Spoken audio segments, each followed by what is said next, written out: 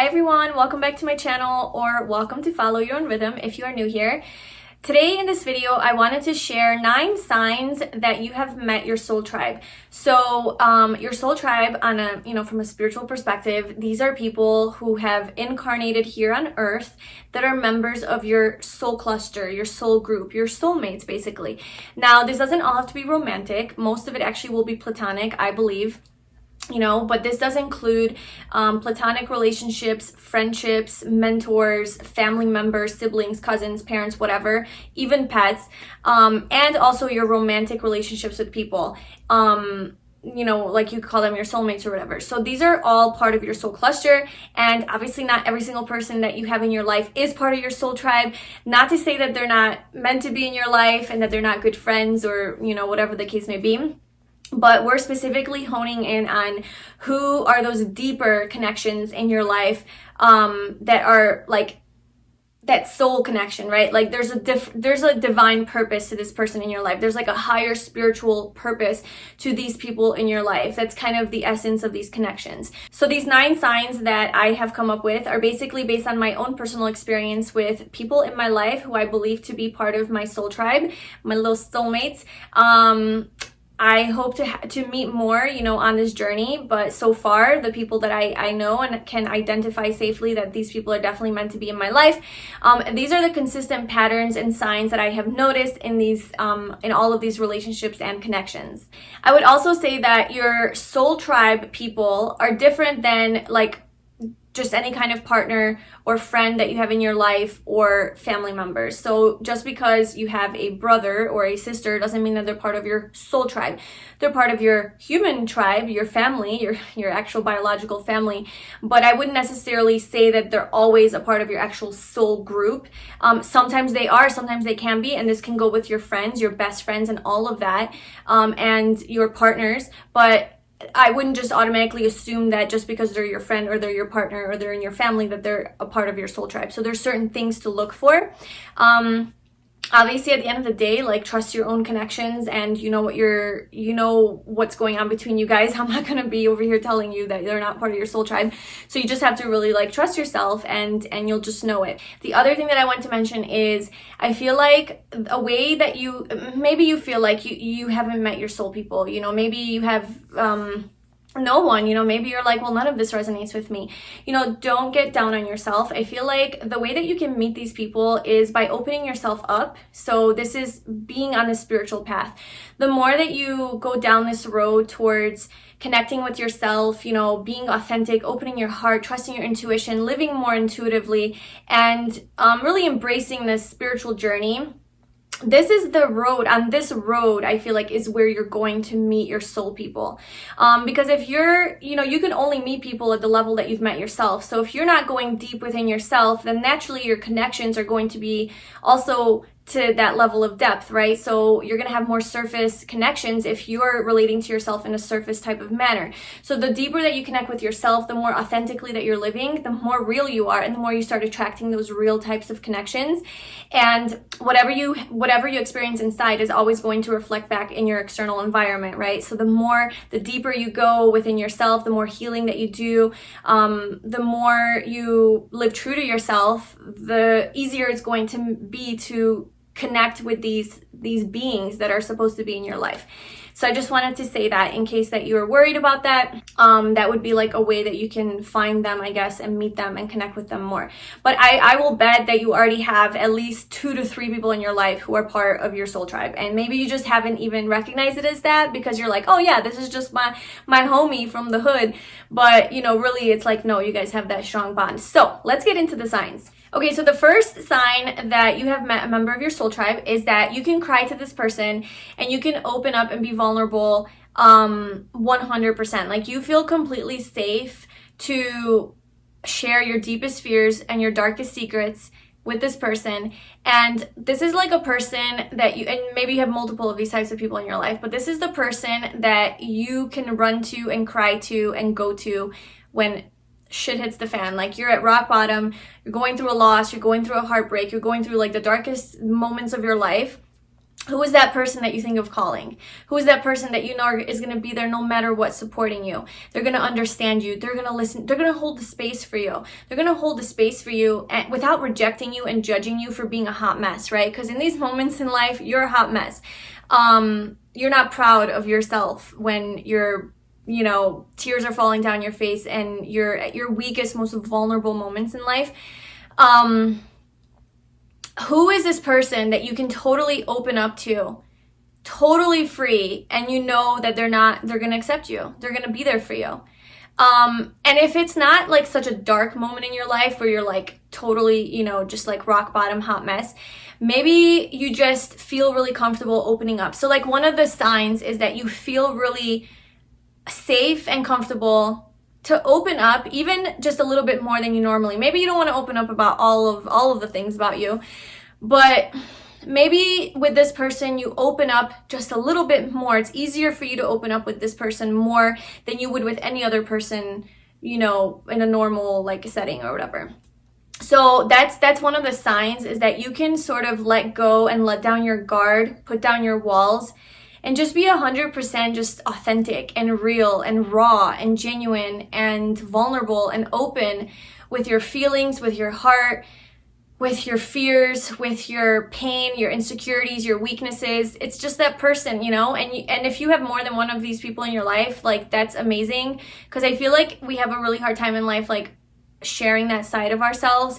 And when you can have someone that can hold the space for you and love you through it, that's a beautiful connection. So that's definitely a member of your soul tribe. Okay, so a second sign that you have met your soul tribe is that even though you have completely different and opposing beliefs, so this can be like worldviews, religious beliefs, political views, any sort of major like viewpoint that you have on life that you differ with this person, you still are friends, you still love each other, and you still accept each other for who you are. There's this understanding, I think, because like the bond is so strong, that there's no amount of ego that can separate the two of you guys. Because if you think about it, like our beliefs are based in our thoughts and our thought patterns, and a lot of it is based in our conditioning. And even if we have rewired our brains and we have come up with our own beliefs about life and everything, it's still based on our own personal experiences and preferences and personalities. And our beliefs can change at any moment. Like anytime you have like an epiphany, you can have a whole new set of beliefs, right? So our beliefs are not who we are, you know, they're just a part of, but it's an extension of us. But really it is part of our mind, you know, it is part of our ego, especially if you get attached to all of those beliefs and you identify with them, you think you are them, then that's where the trouble happens. So I feel like with these soul members that you have in your life, even if like you believe in this and they believe in this and they don't go together, like they just don't go together, and let's say you even have an argument about this, at the end of the day, it doesn't break you guys up. Like just because you believe in this thing and they believe in this thing and this is how they see the world, it's not enough to break that bond that you guys have. Like you guys will forever accept each other and love each other, even though you are on completely different, like in completely different mindsets. Because the love, it's like, it's unbound. Like it's not conditional. And that's actually one of the other points that I'm going to talk about. Because I feel like a lot of times, you know, we have people in our lives who define us based on our beliefs. And the moment that we change our beliefs, like you hear a lot of stories where like people were religious and they have their whole community, and then they realize like, oh, I'm not really, I want to free myself from religion and follow my own path and find my own truth. And then all of their little community members who, you know, their religious community members, all of a sudden don't want to be friends with them and they don't want to talk to them anymore because they're not religious anymore. Those are not true soul connections, you know, because I feel like true soul connections should stand the test of ego and beliefs, because that's really what it is. It's just a mind thing that is fleeting and it changes all the time. So to define a person based on their beliefs is so petty, I think. And so with these soul connections, that kind of stuff doesn't really get in the way. Okay, speaking of things standing the test of time, the third sign that you have met a member of your soul tribe is that your relationship stands the test of time, space, and war. So this means that your bond will not and cannot break no matter how much time has passed by, no matter how long you guys haven't talked, no matter how far apart you guys are in distance, physical distance, when was the last time you saw them or how far away they live from you, and no matter how many fights and arguments you guys have had. This is a big one, because a lot of times we have friends and we get into these huge fights with them, and then it's all over. You know, like that one fight just broke you guys apart, and then you never come back together.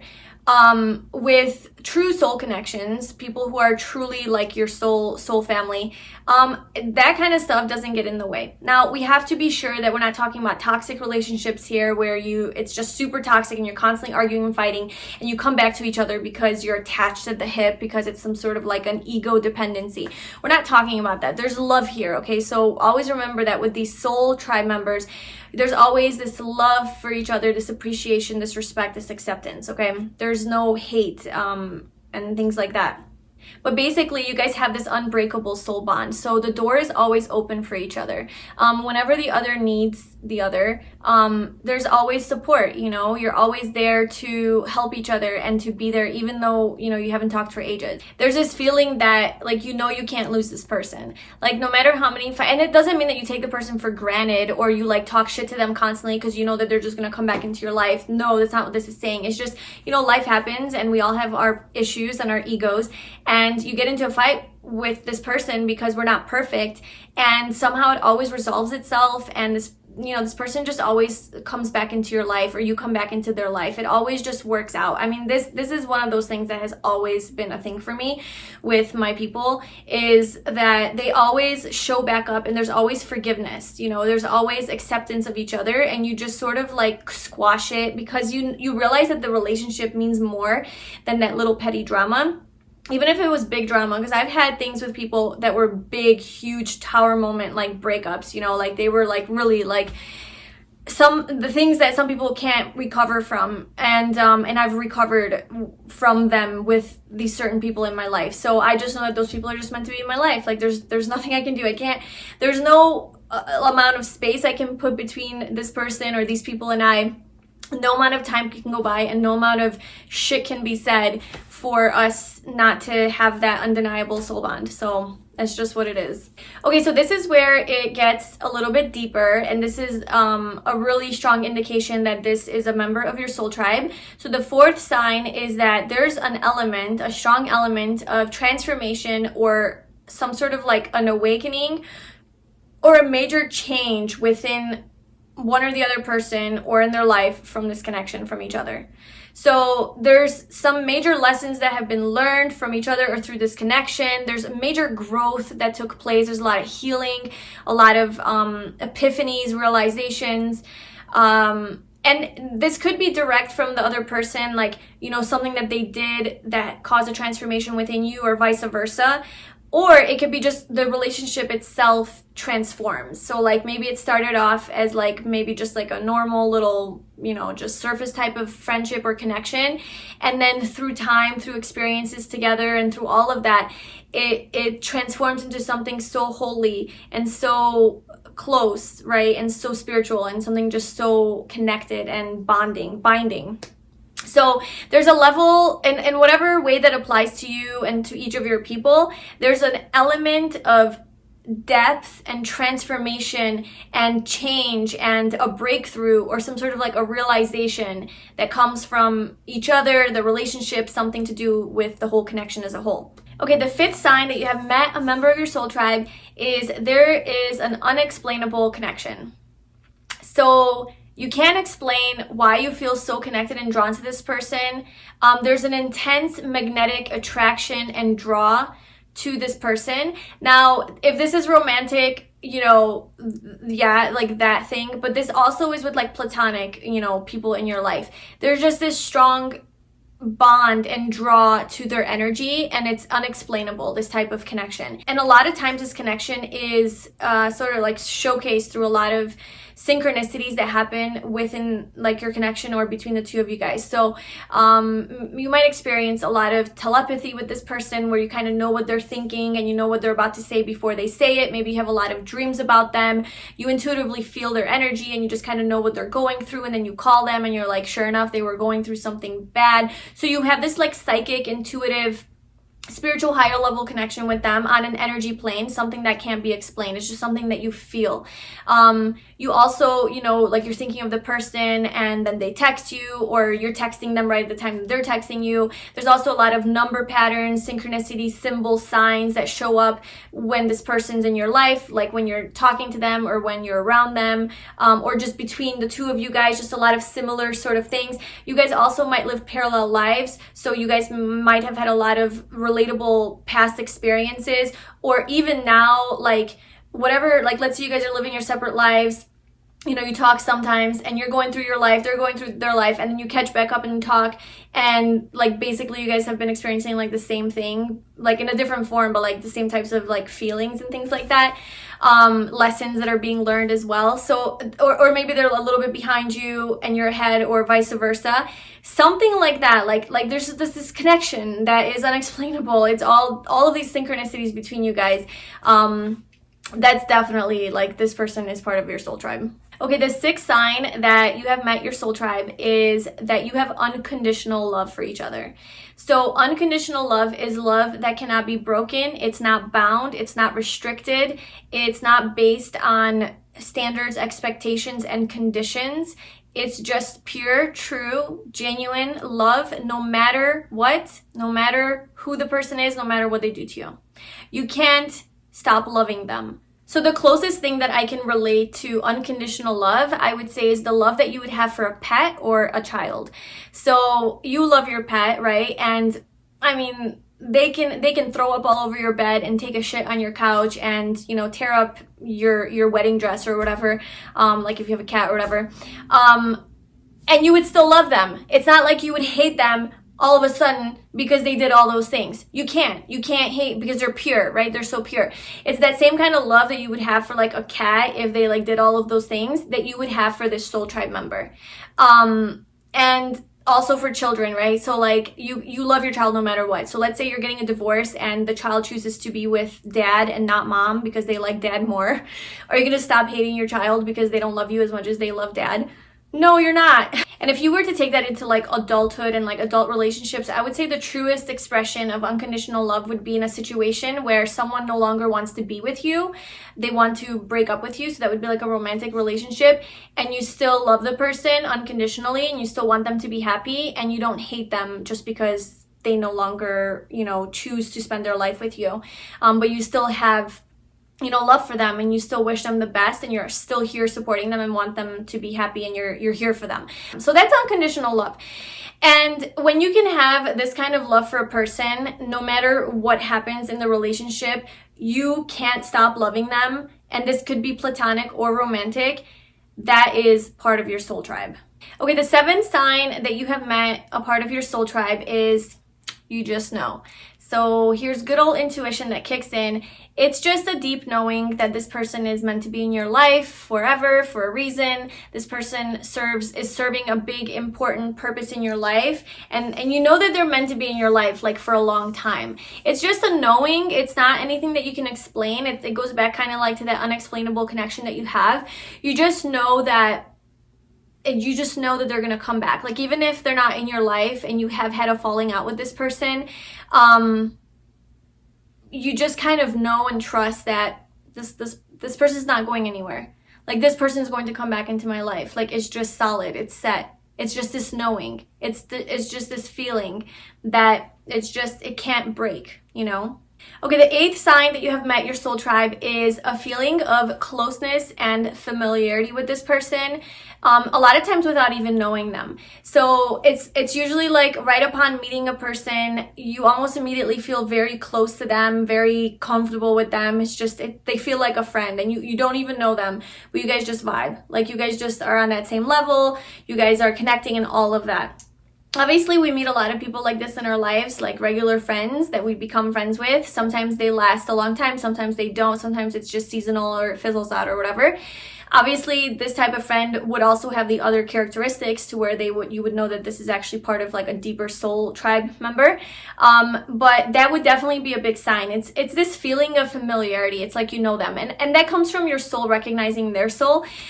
Because I feel like you've had past lives with this person already. So you already know them. Like you have a memory imprinted in your soul that knows this person. You just consciously as a human aren't aware of this. So that's that soul recognition, where you look at a person, or you talk to them, and you just vibe, like you just like them, you get along, it's natural, it's comfortable, it's easy, it's effortless. You know, you feel close to them. You feel like you can open up to them about anything, and you haven't opened up to even your mom about anything. But here this random person is, this stranger, and I'm telling you my whole life story and my biggest fears and secrets on minute 3, you know? So it's kind of like that kind of connection where you just vibe, like you just feel this person, and you're like, I trust this person. I trust them. I feel good with them. Like there's just a connection.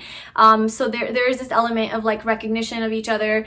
And it's subconscious, you know, you might not be aware. You just are like, yeah, like I know you, you're my person, whether friend, you know, romantic, whatever. Okay, so the last and final sign that you have met a member of your soul tribe is this element of reconciliation. So reconciliation is just basically reuniting with this person, coming back together with them. This could be, again, friendship, platonic, or romantic. But it's basically just, let's say you guys have like some sort of a falling out. And I know I've mentioned this in the previous points, but I feel like this needed to be a point on its own because it is such a big, important element of a soul tribe member. A lot of times, you know, we have these relationships with people and we break up and it's over. Like, that's it. Bye. Like, I'm not going to talk to you ever again. And even if you shared like a major portion of your life with this person, you just don't have this urge or this craving or this feeling to have them in your life or to talk to them ever again. You're okay with letting them go. You're okay with being without them. It's this feeling like, I'm okay. Like, I don't need them in my life. Cool. That was probably some sort of like a karmic partner or a karmic relationship that was here for a period of your time, of your life, to teach you some lessons. And of course, there was also transformation in that relationship, but because there's no reconciliation, I feel like it was a temporary sort of like karmic relationship and not so much like a forever like soulmate type of connection. So with these soulmates, I feel like there is this element of coming back together. It's like you can't stay apart from each other. That's what I'm saying. It's this soul bond. Like you guys are bound to each other, you know? And so even if you go off living, you know, even if years go by and you guys can't come together, a lot of times the reason that there's this energy of like going away and coming back, going away and coming back, well, obviously because we could be busy with our lives, living our own lives, but a lot of times it's because we can't sustain that connection. Either it's too intense, and because one or the other has a lot of learning to do. So you guys are not on the same level, right? Like, you know that you're soul tribe members, your soul family or whatever, but one or the other person still has a lot of growing and healing to do before you guys can actually vibe on that same wavelength. And so you guys can't coexist together yet. So you guys go about, you know, doing your thing, living your life, and then eventually, and then every time you guys come back together, you check in basically energetically. Nope, not vibing yet. Okay, go do your thing, come back together. Nope, not vibing yet. And it's almost like on a soul level, you know, you guys are both elevating to a point where you guys can at some point come together and exist on that same wavelength and vibrate together and be able to actually be friends or share your life with this person or just have them in your life, you know, on a consistent, more stable basis, because I would say that it's not stable, right? If they're constantly like in and out of your life. But there is this energy of them leaving, coming back, leaving, coming back, and or you with them. So yeah, this is like an important person that you have in your life. They're definitely teaching you lessons. These relationships aren't always peachy. They're not always like laughter and, you know, butterflies and tickling. It's sometimes like painful and transformative. Like they have that transformative element to it where there's a lot of like introspection taking place and deep healing of wounds that might get triggered from this relationship. And just please know that there's a difference between a toxic relationship and a soulmate. So if you're dealing with like some sort of an abusive narcissist person that keeps coming back into your life, you know, that's not a part of your soul tribe member. These types of people, you know, there's a difference between somebody luring you in and manipulating you and strategizing and intentionally hurting you, and somebody who is unintentionally hurting you or this connection because they're just not evolved enough and they're not ready to have a normal conversation with you. You know what I'm saying? Like there's a big difference between the toxic person and like an actual pure innocent connection that just can't exist together because of each of your own issues that you need to deal with and figure out. So just do keep that in mind and like be smart about it and like be discerning, you know, which one is what. But anyway, so those are the 9 signs that I have for you. If you have watched this video all the way through, congratulations. This was a long video, but I think that these are just worth knowing, and so that you can identify like if you do have any of these soul members in your life already. If you do, I mean, that's awesome. I'm so happy for you, because they definitely do make a world of difference to have these types of connections where we feel like we belong. You know, this is our family, and you don't feel as alone, I guess, when you do start connecting with these people. You're never alone, because you can always connect to the universe and to yourself, and you know, that in itself is enough. But it's nice to have physical people in your life who are extensions of that soul connection that you have with the universe. So I really hope that you enjoyed this video and that you found it insightful. If you did, please like, comment, and subscribe to my channel. If you'd like to share any other tips that you have found, you know, within your own soul connections of signs that you've met your soul tribe, I would love to hear down below, or anything else that you would like to add or share. Thank you so much for tuning in. I'm sending you so much love, and I will see you in my next video.